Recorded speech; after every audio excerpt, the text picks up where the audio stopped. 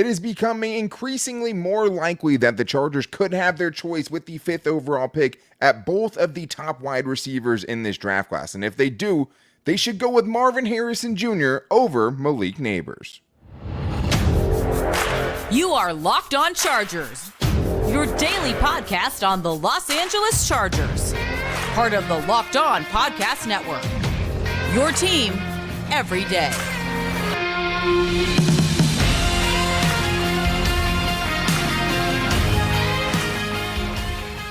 What is up, and welcome into the Locked On Chargers podcast. I'm your host, Daniel Wade, joined as always by my co-host, David Drogemeyer. And we've been covering the Chargers together now for 8 seasons, but this is our 6th year as the host of the Locked On Chargers podcast, bringing you your team every day.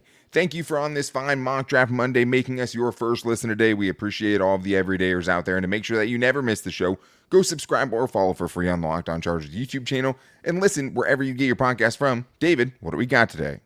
Well, Daniel, I really like Malik Nabers, and it's going to take someone truly transcendent to be able to make me pick somebody else. Well, guess what? Marvin Harrison Jr. is a transcendent talent, so he had to be our 5th overall pick for this mock draft. But we're getting into a full 3-round mock draft. We're going to get into some corners, get into some defensive tackles, and some offensive linemen, and also one of the consensus top running backs in the draft. Yeah, a lot of good guys to get to. We're getting to 5 prospects in total, including why we would go with Marvin Harrison Jr. over Malik Nabers, even though we absolutely love Malik Nabers. But today's episode is brought to you by FanDuel. Make every moment more. Right now, new customers get $200 in bonus bets with any winning $5 bet. That's $200 if your bet wins. Visit FanDuel.com/lockedon to get started. David, the closer we get to the draft and knowing kind of the premium that quarterbacks carry in the draft, it feels more and more likely the Chargers could have an opportunity with the 5th overall pick to take the first non-quarterback off the board. We knew for so long, hey, if Arizona stays at 4, it's so likely that they're going to get Marvin Harrison Jr. that the Chargers won't have a chance. But if the Vikings really are that dead set on coming up and they trade up to 4 with the Cardinals, it's going to leave the Chargers with a very tough choice between Marvin Harrison Jr., who's been the consensus guy all along, but Malik Nabers had such an insane season that he made it close somehow, even though I didn't think anyone would ever sniff what Marvin Harrison Jr. was going to be as a prospect. But they bring different things to the table. For me, David, if I'm getting the 5th overall pick, I'm not going to overthink it. I'm taking Marvin Harrison Jr. because I think he is the better prospect, which is crazy to say. It is. But, I mean, the thing with Marvin Harrison Jr. is there's so many things that are so good about his game. First and foremost, he's 6'4", 205 pounds, and he has incredible speed. So he is such a rare mixture of precise route running, speed, and just feel for the game. And also, it doesn't hurt to have a Hall of Fame NFL bloodline to your name as well, being a guy that's been on a NFL field probably since he was a baby. So Marvin Harrison Jr., also the stats that he's been able to put up, Daniel, with the quarterback play in 2023 is truly incredible. Yeah, I mean, obviously in his sophomore season, he had C.J. Stroud. If they had let him come out and change the rules for him, he would have been the first receiver taken last year. And in many of the draft classes of the last 5 years, he's that good as a prospect. He's so well-rounded. They're so hard. You have to nitpick to find anything really wrong with his game. And I think that the Chargers situation matters too, because I think with Jim Harbaugh coming into town, you're not expecting to pick this high ever again in the Jim Harbaugh era, right? And I think that puts a lot of pressure on you to make sure you don't miss. And I don't think there's many safer prospects than Marvin Harrison Jr., just from the standpoint of with the 5th overall pick, if he's there, you can undoubtedly say, I'm getting the best prospect available and I'm filling probably my biggest need on the team right now. Yeah. You don't have a wide receiver 1 on this team. He steps in and becomes that right away. That's just how good he is. I mean, Malik Nabers is more explosive, right? If Keenan Allen was still around, maybe that changes, right? Maybe you want to take someone with like Malik Nabers that has a little bit more upside potentially. But, I mean, the floor for Marvin Harrison Jr. is just so high. The upside is so high. It feels like he's, you know, like if he's not a top 10 receiver at some point in his career, it's going to feel like a failure, right? Because that's how good of a prospect he is. And when you're looking at the pros of his game, David, like, there's just so many things. Like, no matter where you look, you can find something he does well. Yes, indeed. I think the first thing that I have on my notes is he puts DBs in a blender. He makes DBs look really, really bad with his change of direction. He has a nasty head fake. You really don't understand where he's going, and he really utilizes that weapon to great effectiveness. He also has a really good, just naturally large frame that makes him a quality blocker. I saw him secure an outside lane for a running back. Provided a really key block on a really long touchdown against Notre Dame, which I think was pivotal in him being able to, that running back, to be able to get into the end zone there. His change of direction is pretty crazy. He caught a slant, put his foot in the ground, and accelerated the opposite way to pick up a first down against Michigan. And he has a ton of speed. This guy is ridiculous as far as his real actual on-field speed. This is from Bruce Feldman's Freak List. He first of all, is ridiculously strong as well. He benched 380 pounds this offseason, doing 22 reps at 225, but he was also clocked at 23 miles per hour on the GPS data, which, to give you some context, Tyreek Hill was about 22.77 miles per hour on GPS data. So that just gives you an idea of how ridiculously fast that Marvin Harrison Jr. is. So it's the route running, it's the quickness, it's the speed, all wrapped up into one for Marvin Harrison Jr. Yeah, all of those things. I do think he's underrated fast, and we don't get to know because we're not going to figure out what his 40 time is because he didn't do it at the combine. He didn't do it at his pro day. And he said he asked, the 9 teams that had interviewed him, and that were looking into him if they wanted him to, and they all said no, according to him, right? So I don't think you have to see how fast he is. I do think he's underrated fast. I think, to me, though, what separates him is the fantastic catchability, the awareness of the sideline, like a toe tap master, like some that late hands on deep balls, right? Will high point the football when he needs to, will go through contact when he needs to make a catch if he has to. He does all of those things well, but that body control at that size to be able to go and make those one-handed catches and get your feet down on the sideline in the end zone, to be able to track the ball deep into the corner as someone who's hanging all over you. He does all of those things so well. You can't find things in his game that you don't like. And he is fast enough. If you just want a drag route, he can outrun guys on drag routes, right? And I think his press, I've seen some people criticize, how he handles his releases, but to me, I think his releases are good for a college wide receiver for sure. Some of them, I think he shows great potential there. So it's hard to find things that you don't like with his game, David. When you're looking at the cons for a player like this, there's a reason why, for most places, he's the second best prospect behind Caleb Williams in this draft. There's not much there. There really isn't. If we really want to get nitpicky and really have to try to search for something, he doesn't force a ton of missed tackles. According to PFF, he only forced 5 missed tackles, which is tied for 307th. And, his yards after catch are decent, but they're not extraordinary.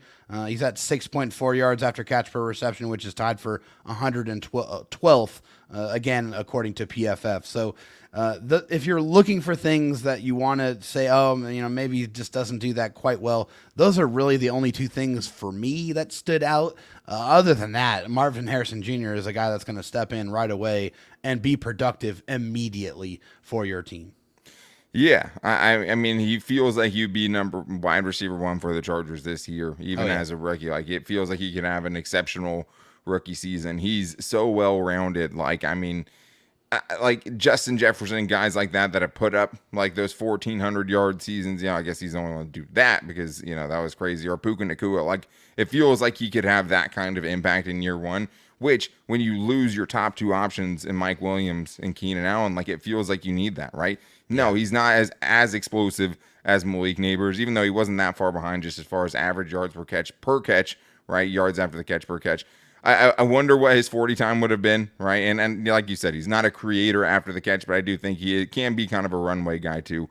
Sure. Did have 6 drops last year, right? I'd like to see that a little bit lower, but that's not a number that concerns me too much, especially because when he had a better quarterback than CJ Stroud, he had 77 catches and only 3 drops in 2022. So I think if he lands at 5 with the Chargers picking there, and they have the choice between him and Malik Nabers, I think they take Marvin Harrison Jr. I don't think you overthink it. He's such a good prospect. His floor is so high. His ceiling is so high. Don't overthink it. Make the pick because I don't think you would regret it. Wide receiver 1, top 10 wide receiver potential for sure. And you get 5 years of him on a cheaper contract than most top receivers are with Justin Herbert's, big contract hits starting to come up pretty quick. So we are going to get into, that is our 5th overall pick because we have the option for both there. But we're getting into our 2nd and 3rd round picks, right? Picks at 37, picks at 69, and who we decided to kind of fill this roster out with in the Jim Harbaugh era and more on today's Locked On Chargers podcast. First, I need to tell you guys about FanDuel, though, because right now we are in the middle of the biggest basketball tournament in the world, and there's just nothing quite like it as far as times to bet of the season. You're talking about wall to wall. I'm still reeling from all of the college basketball that I watched over the weekend. So you can say goodbye to your busted brackets because FanDuel lets you bet on every game of the tourney. And we're heading into this, nitty gritty of it. Whether you're betting on a big upset or a 1 seed, it's time to go dancing on America's #1 sportsbook. And we've already seen some Cinderella stories start to develop and some big time upsets. And right now, new customers get $200 in bonus bets if your first $5 bet wins. That's $200 to use on point spreads, money lines. You can even pick who is going to win it all. That means a $5 bet, you pick a #1 seed to beat a lower seed. That's all it takes, and you get those $200 in bonus bets. Just visit FanDuel.com/lockedon and bet on college hoops until they cut down the nets. All right, David, well, let's get into our first kind of real 3-round mock draft here, and each of us went with different picks for our 2nd and our 3rd round picks, and there's a lot of needs on the Chargers, a lot of different directions they could go, and I think a lot of positions that are pretty stacked in this draft class. I mean, as we went through these guys, I mean, there's a feeling that you're going to have a chance at some really good players in the 2nd and 3rd rounds as we were going through some of these guys. So when you were looking at pick 37, who did you go with? Yeah, so for me at 37, I was looking for some premium USDA beef to put into that defensive line for the Chargers, and that's what led me to T'Vondre Sweat from the University of Texas. And this guy is the exact thing I was looking for. 6'4", 362 pounds, baby. This guy is an absolute animal. He's a monster. The Chargers need to add more size, more physicality to their defensive line, and just more premium bodies there. Yeah. And I think T'Vondre Sweat is definitely a great option there. He has a very good swim move for a very large man. I saw him use that to great effectiveness on multiple different occasions, whether it was getting after the quarterback or whether it was just getting a center or a guard away from him, getting them cast to the side so he can rip through and destroy a ball carrier. He has a massive frame. I mean, he's obviously at 360 pounds, you're going to be a big boy, but he's hard to move. He does do the dirty work as well. He takes on the double teams, and he just does not give ground. Also, he has really, really massive tree trunk arms. This is a guy that has really, really good stopping power. He's a guy that, is really hard to get away from. If he touches you, you're going to be on the ground. I mean, that's just what he is able to do. And also, pretty decent pass rusher, and I like the fact that he gets his hands up as well when he's not going to be able to make a play that way. He gets his hands up, gets the ball, and swats it to the ground. He had 5 passes defensed in 2023 to go along with 2 sacks. So this is a guy that gives you a little bit of everything at the defensive tackle position. Yeah, I mean, I'm not as bullish on his pass rush as you are. I mean, I think, as someone who's watched the Chargers, having someone that can bat passes down is great because there's nothing more frustrating than a 3rd down and you just get your hand on a ball. And this dude's got giant hands. Like you said, long arms, 33.25-inch arms. That'll do. Uses them well. To me, I thought his pass rush was mostly just ripping dudes out of the way, just like grabbing them and displacing them. And he can do that. I think, if you're looking for that physical presence, if you're Jim Harbaugh, right, and you're trying to make a statement and trying to build through the trenches and be a more physical team, I think he fits that, right? It was really weird how Texas used him too. I mean, they were lining him. They moved him all over. Yeah. Outside of guards, over tackles. Like I would have seen more just over the center. Like he seems like that's where he probably should have been at that size. Yeah. But yeah, very good at shedding blockers, plugging up rushing lanes. He doesn't get moved by double teams, and he would just make you. He's really good just clogging the lanes, right? Like he's a space eater. He's going to help your linebackers behind him, right? He's going to help your edge rushers get single team situations, right? And that's what, if you're the Chargers and you have great, edge rushers and you probably need to help your linebackers out, I totally understand it, and dominated the Senior Bowl as well. So I had a really, really, good off-season program, a really good, all-star game situation for him because, we'll see what Tom Telesco is a big Senior Bowl guy, right? He loved Senior Bowl guys. we'll see how Joe Ortiz feels about that, and how much he kind of moves people around based on what he sees there. I think if you're looking at the risks of taking someone like this, David, anytime you're talking about a 360-pound player, right? Like, to me, that's something that is a little bit of a risk. You just don't know where it's going to go. Can you keep the weight in line? Are you going to be effective, laterally at the NFL level if you're that big? So I love the physical imposing presence, and, there's some downside too. Yeah, for sure. I think the thing is conditioning is that something you're going to have to monitor at all times with a guy that's 360 pounds, like you mentioned. And he's just probably never he's not going to be a 40 snap a game player for you. Right? Yeah, he's definitely going to be a rotational guy. He doesn't always play with good leverage, which is something that's pretty common for defensive linemen. I mean, I think when he does, he's extremely disruptive, but he doesn't always do that. No speed to speak of here as far as on the field from left to right. If you get past him, then he's not going to be part of the play. It's just one of those things that he's a guy that's going to affect the line of scrimmage, but if you get past the line of scrimmage, then that's the end of his involvement in the play. But I think what he brings to the table is something the Chargers definitely need. Yeah, I mean, 4.17 RAS score. They don't have just nose tackle type of scores, and that's really what he should be compared to. Honestly, I thought his 40 time for a man who was 360 pounds is actually very good, but it just is what it is. I don't think he's ever going to be an elite pass rusher. I think it's hard to project guys that rely as much on their brute strength as he does, because he is just so much physically stronger than most people he's going up against. But I like him as a prospect as well. For my second round pick at 37, I went with cornerback Kamari Lassiter. His consensus on the consensus mock draft board is at 40, so right after, should have a chance to be available there at 37. Very shallow room for the Chargers. You sign Christian Fulton, which we'll talk about tomorrow, but it still feels like even with that pick, spoiler alert, they're going to have to address cornerback very early. This is what I liked. Good athlete on tape, elite agility scores, not afraid to lay a big hit when he has a chance and has a quick trigger to get downhill when he wants to. Solid form tackling, not afraid to get his nose dirty.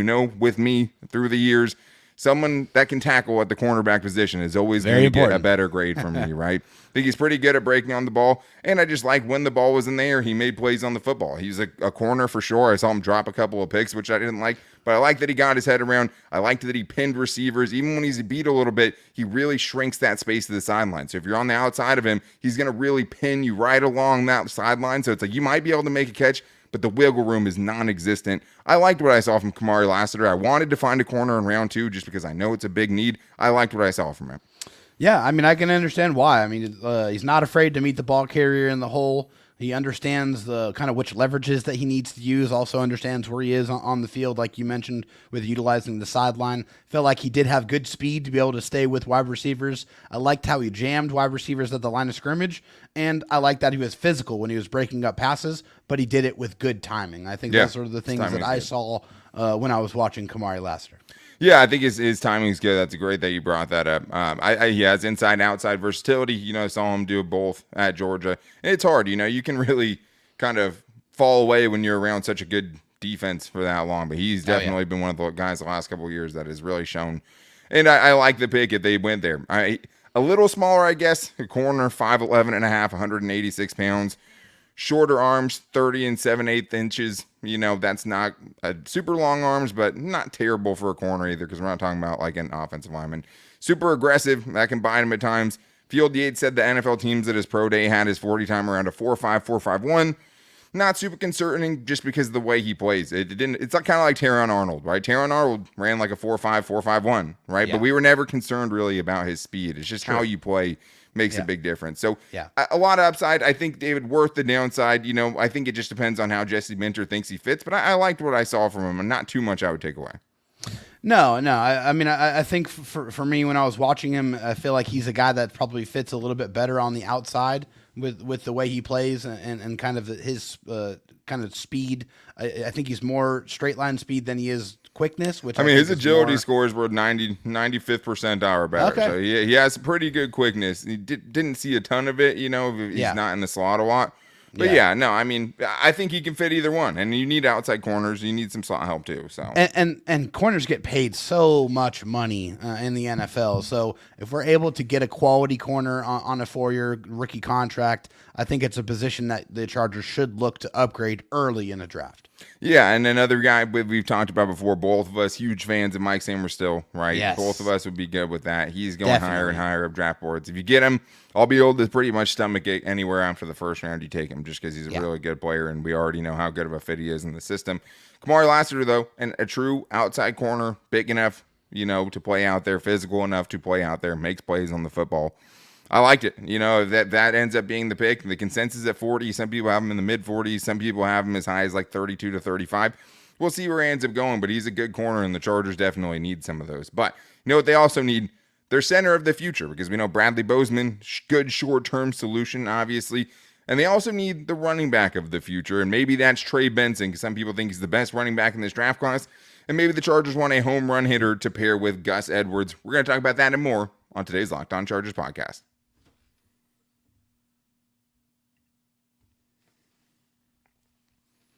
All right, David, well, it's time to get into round 3 here of our Locked On Chargers mock draft, getting in a little deeper as we get a little closer to this draft class. And I wanted to talk about a running back, and I wanted to talk about the guy that I see the most people up there with the RB1s, right, as far as the top running back in this draft class. So the rest of the guys that we watch will have a good idea of what people think the top of it is.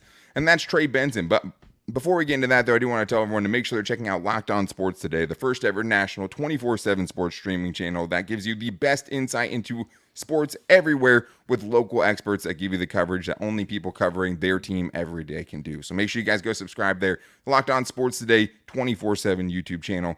David, let's get into pick 3 for the Chargers at pick 69, which is nice. It's nice to have a, third round pick that's as early as that. Not usually used to that. Usually picking the 70s to 80s. So I'll take 69 any day of the week. For me here, David, I wanted to find a running back. So I kind of went out of my way to look for a running back because I do think the Chargers will take one. Maybe it's going to be Blake Corum around this range as well. But I ended up going with Trey Benson, who's the running back from Florida State. Huge reason that they had the perfect season they did in the regular season. Good size, 6 foot, 216 pounds. Consensus board has him 61. But like Dane Brugler has him in the 80s or 90s, so there's not a ton of consensus. Some guys are much higher on him than others. But what I saw here and the reason for the pick, David, was trying to find a kind of home run hitter to go next to Gus Edwards. And you find, a running back with a 4.39 40 time who's forced 123 missed tackles over the last 2 years, has some home run hitter ability. No question about it, man. I mean, and that's, I think, would be the perfect mix, the perfect partner for what Gus Edwards brings to the table here. When I was watching Trey Benson, I feel like he ran with really good power and possessed some really good balance as well. I thought he was a really good receiver with soft hands. Didn't get a ton of opportunities to catch the ball, but when he was used in screen opportunities, he definitely looked like he belonged out there. He understood where his blocks were, and definitely were able to make some people miss. They did put him in the slot occasionally. I love the way they used his versatility because he was in the slot. They used him as a lead blocker a couple of different times as well. But for me, I think he's definitely a north-south type of runner. But I think he gets his missed tackles from just being really, really fast. But north-south is where he makes his money, where I thought he was the most effective. Yeah, he has a really good contact balance as well. He's not a super short dude. They usually attribute that to. But, I mean, when guys hit him, he is kind of a pinball, right? He's bouncing off dudes.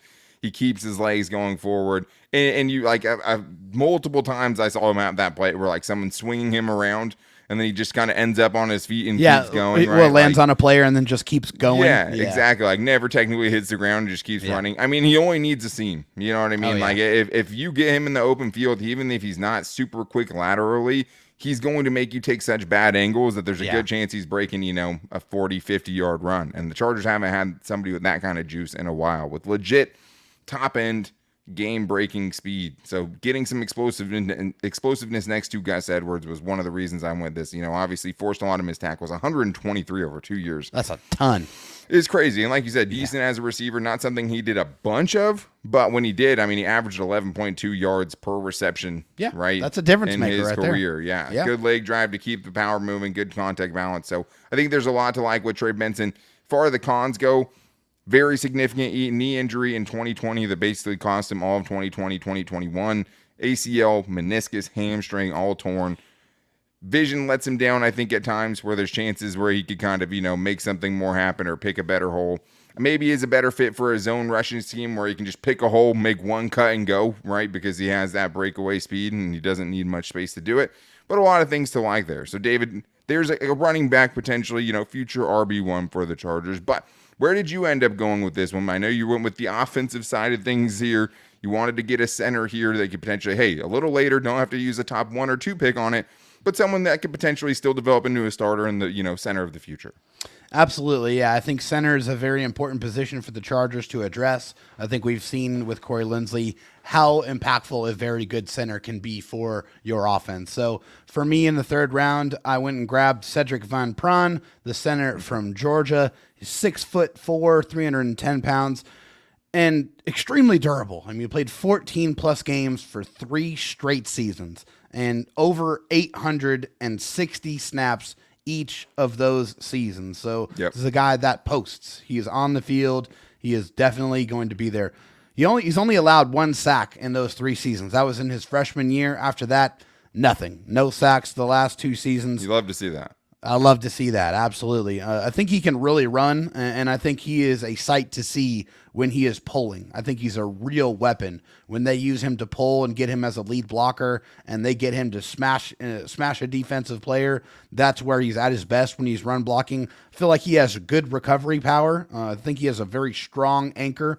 Yeah. He's definitely a better pass protector than he is a run blocker. I wouldn't consider him to be a mauler in that respect. Yeah, I wonder how much that'll make a difference, for someone like Greg Roman, who obviously is running a man, power type of running scheme. Yeah. Where you want people to get displaced. I think he's a very good directional blocker. I don't have a problem with his run blocking at all. I think it's more just he's not the people mover. Yeah. He's not a bulldozer right. like we've seen from a Zach Frazier, like you've seen right. from a Jackson Powers Johnson. And yeah. when you're watching guys like that, it could set an unrealistic, expectation. But yeah. I think as far as the anchor goes, I think there's a lot of, it's crazy because, I thought it was really good. Mm-hmm. And it feels like with his frame, it can be even better. It feels like he could even fill out a little bit and get a little bit more sand in his pants, get a little bit more physical with the help of Ben Herbert. I don't think is out of the question at all because I do think he delivers a nice pop. He comes off the line like a bat out of hell. That dude is quick. He can go seal somebody if he needs to. He can get to the second level. He can combo block. Very steady pass protector. Good on twists and stunts as well. Always seem to kind of see everything coming and block the guy that he should be blocking. Yeah. I like that. And I think as far as why you would go with the Chargers in the 3rd round, I think you wait a little bit longer, but I do think this guy has starting center capabilities for sure. Shorter arms, 31.375 inches on the arms. But if you're going to have a short arm dude, you want him playing center, right? Yeah. And I think you could be getting, hey, there's some things to work on, David, but you could be getting your center of the future. If you can get that with a 3rd round pick, I think you're happy with that. Absolutely. I think that's a good spot for it. If you're not able to grab one of the top centers, I still feel like you feel good about this pick, getting Cedric Van Pran. I think probably lateral quickness is probably a little bit of an issue for him just because he does play with a little bit of a wider base. That does help him kind of anchor down and provide, that strength when he's in pass protection. But, I think, maybe dealing with guys that are a little bit twitchier, a little bit quicker in the middle might give him some problems at the next level, but I'm not overly concerned about it. I feel like he's actually a pretty just, prototypical center. He's a very just solid player in the middle of the offensive line. Yeah, maybe, twitchier guys. I'd be interested to see if he stays that size because he's sub 300 pounds, To me, I would say I want to see what that anchor looks like when it's really big dudes, a different level of athleticism, guys just trying to collapse the pocket on him because I didn't see it tested much. I didn't see even with the quickness of some of these even smaller guys that he went up against, it didn't seem like any of them gave him too much problem. So really high on this dude, especially as, a 3rd round pick or later. Yeah. Sign me up. I think he has center of the, future potential, and you could wait a little bit longer and, hey, get some good, valuable time with Ben Herbert under Bradley Bozeman. Maybe he shines right away, and you let Bradley Bozeman compete for one of those other 2 guard spots where both of those guys struggled last year, right? A lot of good options if you end up with someone like Cedric Van Pran. And I think he might have like the longest name of anyone we're going to talk about too, because I mean his full name is Cedric Van Pron - Granger. So I mean you're not going to find many long. Good luck fitting that on the back of the uniform. But I like the direction. I like what we targeted and hit with this 3-round mock draft. I think we both came away feeling like there's some really good players there, and you're not going to be able to fill every position you want. Right? Didn't get any tight ends. You still want to add to that room. Right? Didn't get any linebackers. Want to add to that room. Lots of things you still want to add to, but feel like you're going to get some impact players potentially in the first 3 rounds, and I think that's good news for this draft class. But make sure you guys are back here tomorrow because we will be talking about new signing cornerback Christian Fulton. What we expect his role to be if he can bounce back, because it is a big bounce back candidate. That's what they're hoping for if he can realize some of that potential. So to make sure you don't miss it, go subscribe or follow for free on Locked On Chargers YouTube channel and listen wherever you get your podcast from, so you can also hear our buy or sells on the biggest Chargers over storylines and overreactions as well. You can also find us every day on social media. We post a show every day to our Twitter at LockedOnLAC, on my Twitter at DanTalkSports, and David at DroTalkSD. You can also find the show on our Instagram at Locked On Chargers and our Locked On Chargers Facebook page. But make sure you guys are back here tomorrow as we talk about the Chargers' newest signing. But until then, guys, take it easy and go Bolts.